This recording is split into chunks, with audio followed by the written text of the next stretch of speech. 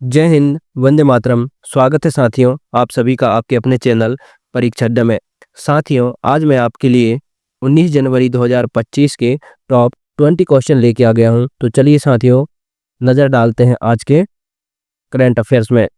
Question है, निम्नलिखित में से कब 8वें वेतन आयोग को लागू होने की संभावना है। तो क्वेश्चन है साथियों, निम्नलिखित में से मतलब इनमें से कब 8वें वेतन आयोग को लागू होने की संभावना है। तो करेक्ट आंसर क्या हो जाएगा? ऑप्शन बी, 1 जनवरी 2026 से। कब से? 1 जनवरी 2026 से 8वें वेतन आयोग को लागू होने की संभावना है। बढ़ते हैं अगली क्वेश्चन की ओर। क्वेश्चन है, हाल ही में भारतीय नौसेना ने कहाँ नौसेना का वर्ष समारोह आयोजित किया है। क्वेश्चन है, भारतीय नौसेना ने कहाँ नौसेना नागरिकों का वर्ष समारोह आयोजित किया है। तो इसका करेक्ट आंसर क्या हो जाएगा? ऑप्शन बी, नई दिल्ली में। कहाँ पर? नई दिल्ली में भारतीय नौसेना ने नौसेना नागरिकों का वर्ष समारोह आयोजित किया है। बढ़ते हैं अगली क्वेश्चन की ओर।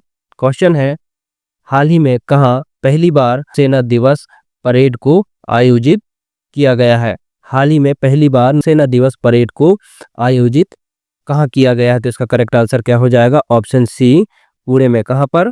पुणे में पहली बार नौसेना दिवस परेड को आयोजित किया गया है।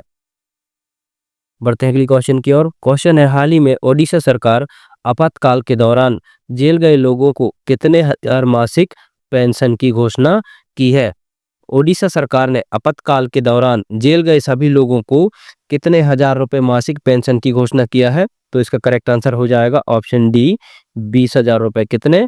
20,000 रुपए। ओडिशा सरकार ने आपातकाल के दौरान जेल गए सभी लोगों को 20,000 रुपए मासिक वेतन पेंशन की घोषणा किया है।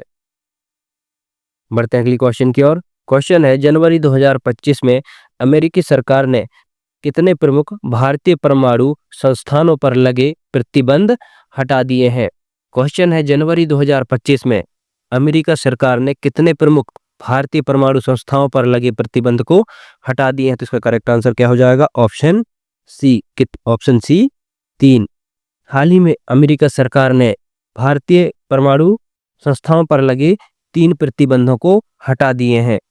बढ़ते हैं अगली क्वेश्चन की ओर। क्वेश्चन है, प्लास्टिक मुक्त महाकुंभ के लिए खालिस्तान अभियान शुरू किया गया है। मतलब प्लास्टिक मुक्त महाकुंभ के लिए कौन सा अभियान शुरू किया गया है। तो इसका करेक्ट आंसर क्या हो जाएगा? Option A, 1 plate 1 bag. कौन सा अभियान शुरू किया गया है साथियों? 1 प्लेट 1 बैग महाकुंभ में प्लास्टिक मुक्त अभियान शुरू किया गया है। बढ़ते हैं अगली क्वेश्चन की ओर। क्वेश्चन है, निम्नलिखित में से किस देश के नए प्रधानमंत्री के रूप में नवाब सालम को नियुक्त किया गया है। मतलब किस देश के नए प्रधानमंत्री के रूप में नवाब सालम को नियुक्त किया गया है। तो करेक्ट आंसर क्या हो जाएगा? ऑप्शन ए, लेबनान के नए प्रधानमंत्री नवाब सालम को नियुक्त किया गया है। बढ़ते हैं अगली क्वेश्चन की ओर। क्वेश्चन है, हाल ही में थाईलैंड ने किस वर्ष तक प्लास्टिक कचरे के आयात पर प्रतिबंध लगा दिया है। मतलब हाल ही में थाईलैंड ने किस वर्ष तक प्लास्टिक कचरे के आयात पर प्रतिबंध लगा दिया। करेक्ट आंसर क्या हो जाएगा? ऑप्शन ए, 2025 तक। कब? 2025 तक थाईलैंड ने प्लास्टिक कचरे के आयात पर प्रतिबंध लगा दिया है। बढ़ते हैं अगली क्वेश्चन की ओर। क्वेश्चन है, हाल ही में किस पूर्वोत्तर राज्य में परशुराम कुंभ मेले 2025 का आयोजन किया जा रहा है। मतलब किस राज्य में परशुराम कुंभ मेले 2025 का आयोजन किया जा रहा है साथियों। तो ये किया जा रहा है, इसका करेक्ट आंसर क्या हो जाएगा? ऑप्शन डी, अरुणाचल प्रदेश में। कहां पर? अरुणाचल प्रदेश में परशुराम कुंभ मेले 2025 का आयोजन किया जा रहा है। बढ़ते हैं अगली क्वेश्चन की ओर। क्वेश्चन है, हाल ही में किसके द्वारा वर्ष 2024 का राष्ट्रीय खेल पुरस्कार प्रदान किया गया है। मतलब वर्ष 2024 का राष्ट्रीय खेल पुरस्कार किसके द्वारा प्रदान किया गया है। तो इसका करेक्ट आंसर क्या हो जाएगा? ऑप्शन ए, राष्ट्रपति द्रौपदी मुर्मू के द्वारा। किसके द्वारा? राष्ट्रपति द्रौपदी मुर्मू के द्वारा वर्ष 2024 का खेल राष्ट्रीय पुरस्कार प्रदान किया गया है। बढ़ते हैं अगली क्वेश्चन की ओर। क्वेश्चन है, हाल ही में कहाँ संस्कृति का महाकुंभ नामक भव्य सांस्कृतिक उत्सव शुरू हुआ है? मतलब क्वेश्चन है साथियों, हाल ही में कहाँ पर संस्कृति का महाकुंभ नामक भव्य सांस्कृतिक उत्सव शुरू हुआ है? तो इसका करेक्ट आंसर क्या हो जाएगा? ऑप्शन ए, प्रयागराज में। कहाँ पर? प्रयागराज में संस्कृति का महाकुंभ नामक भव्य सांस्कृतिक उत्सव शुरू हुआ है। बढ़ते हैं अगली क्वेश्चन की ओर। क्वेश्चन है, हाल ही में प्रधानमंत्री नरेंद्र मोदी की अध्यक्षता में खालिस्तान के सतीश धवन अंतरिक्ष केंद्र में तीसरे लॉन्च पैड TLP की स्थापना को स्वीकृति दी गई है। क्वेश्चन है साथियों, प्रधानमंत्री माननीय नरेंद्र मोदी की अध्यक्षता में कहाँ के सतीश धवन अंतरिक्ष केंद्र में तीसरे लॉन्च पैड की TLP की स्थापना को स्वीकृति दी गई है? तो इसका करेक्ट आंसर क्या हो जाएगा साथियों? ये हो जाएगा ऑप्शन डी, आंध्र प्रदेश। कहाँ के?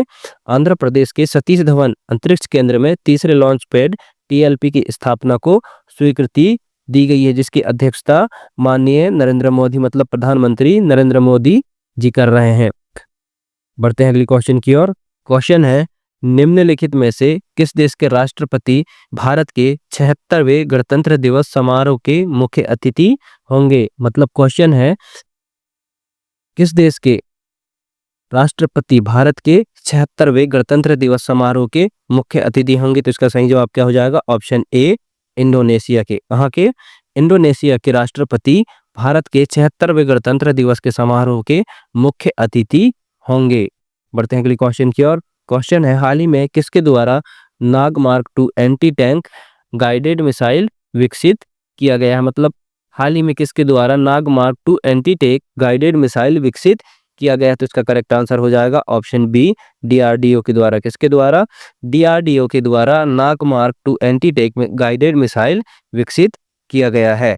बढ़ते हैं अगली क्वेश्चन की ओर। क्वेश्चन है, किस संगठन ने जैव विविधता नीतियों को सुलभ बनाने के लिए national biodiversity strategy and action plan tracker विकसित किया है? किस संगठन ने जैव विविधता नीतियों को सुलभ बनाने के लिए national biodiversity strategy and action plan tracker विकसित किया है? तो इसका करेक्ट आंसर क्या हो जाएगा? Option C, international union for conservation of nature. किसने? International union for conservation of nature ने जैव विविधता नीतियों को सुलभ बनाने के लिए national biodiversity strategy and action plan tracker विकसित किया है। बढ़ते हैं अगली क्वेश्चन की ओर। क्वेश्चन है, सिकल सेल डिजीज किस प्रकार का विकार है? मतलब सिकल सेल डिजीज किस प्रकार का विकार है? तो इसका करेक्ट आंसर हो जाएगा ऑप्शन ए, विरासत में मिला रक्त विकार है। क्या है? विरासत में मिला रक्त विकार है। सिकल सेल डिसीज विरासत में मिला रक्त विकार है। बढ़ते हैं अगली क्वेश्चन की ओर। क्वेश्चन है, सिलिकोसिस जो हाल ही में समाचारों में चर्चा में रहा, यह रोग मुख्य रूप से किस पदार्थ के लंबे समय तक संपर्क में रहने के कारण होता है? सिलिकोसिस, यह रोग मुख्य रूप से किस पदार्थ के लंबे समय तक संपर्क में रहने से होता है? तो इसका करेक्ट आंसर क्या हो जाएगा? Option A, silica dust. किसके कारण? Silica dust. सिलिकोसिस रोग जो सिलिका डस्ट के लंबे समय तक संपर्क में रहने के कारण होता है। बढ़ते हैं अगली क्वेश्चन की ओर। क्वेश्चन है साथियों, international medical device regulators forum मतलब IMDRF जिसमें हाल ही में भारत शामिल हुआ है, उसका उद्देश्य क्या है? तो इसका उद्देश्य क्या है साथियों? इसका करेक्ट आंसर हो जाएगा ऑप्शन बी, मेडिकल डिवाइस नियमों का सामंजस्य स्थापित करना। क्या हो जाएगा? मेडिकल डिवाइस नियमों का सामंजस्य स्थापित करना।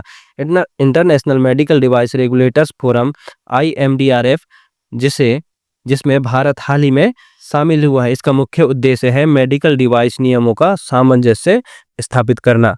बढ़ते हैं अगली क्वेश्चन की ओर। क्वेश्चन है, हाल ही में MACE वेधशाला का उद्घाटन किस राज्य या केंद्र शासित प्रदेश में हुआ है? हाल ही में MACE वेधशाला का उद्घाटन किस राज्य या केंद्र शासित प्रदेश में हुआ है? तो इसका करेक्ट आंसर क्या हो जाएगा? ऑप्शन ए, लद्दाख में। कहां पर? लद्दाख में MACE वेधशाला का उद्घाटन हुआ है।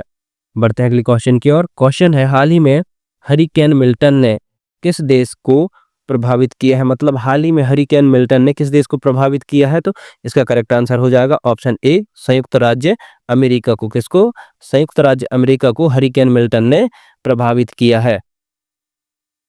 साथियों आज की वीडियो को यहीं समाप्त करते हैं। साथियों वीडियो पसंद आए तो वीडियो को लाइक, कमेंट, शेयर करें और चैनल में नए हैं तो चैनल को सब्सक्राइब करना ना भूलें। मिलते हैं साथियों एक नई वीडियो में, तब तक के लिए जय हिंद, जय भारत, वंदे मातरम।